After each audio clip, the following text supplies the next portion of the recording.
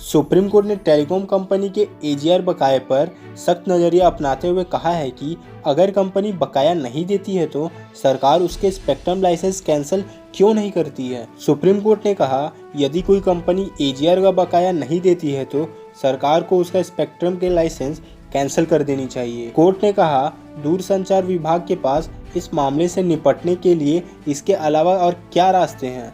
दूसरी तरफ सरकार की तरफ से पेश अटॉर्नी जनरल हरीश सावले ने कहा, सरकार का बकाया स्पेक्ट्रम की वजह से नहीं फंसा है, बल्कि ये इंसॉल्वेंसी एंड बैंकरप्सी कोड के प्रावधान की वजह से और दूरसंचार विभाग का दर्जा एक ऑपरेशनल क्रेडिटर का होने की वजह से फंसा है। दोस्तों, अब ये मामला जियो पर फंसा हुआ है। एजीआर मामले में पिछले सुनवाई के दौरान सुप्रीम कोर्ट ने कहा था कि रिलायंस जियो आखिर रिलायंस कम्युनिकेशन को मिले स्पेक्ट्रम के लिए बकाया एजीआर भुगतान क्यों नहीं करना चाहिए, जबकि वो 3 साल से इसका इस्तेमाल कर रहे हैं।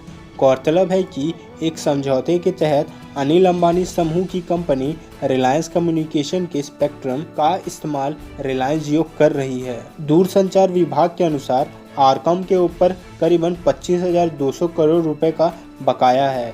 कोर्ट ने एग्जैक्ट फिगर मांगा है क्योंकि इस पर ब्याज बढ़ता जा रहा है। एजीआर और दौड़ द्वारा टेलीकॉम कंपनी से लिए जाने वाले यूजेस और लाइसेंस फी है। इसके 2 हिस्से होते हैं, स्पेक्ट्रम यूजेस चार्ज और लाइसेंस फी, जो करीबन 3 से 5% और 8% होते हैं। दूरसंचार विभाग कहता है कि एजीआर की गणना किसी टेलीकॉम कंपनी को होने वाली संपूर्ण आय या रेवेन्यू के आधार पर होनी चाहिए, जिसमें डिपॉजिट इंटरेस्ट और ऐसे बिक्री जैसे गैर टेलीकॉम सोर्स से हुई इनकम भी शामिल हो। वहीं दूसरी तरफ टेलीकॉम कंपनी का कहना है कि एजीआर की गणना सिर्फ टेलीकॉम सेवाओं में होने वाले आय के आधार पर ही होनी चाहिए। दोस्तों, जैसा कि आप सब देख ही सकते हैं कि किस तरीके से रिलायंस जियो 3 साल से आरकॉम के स्पेक्ट्रम यूज़ कर रहा था।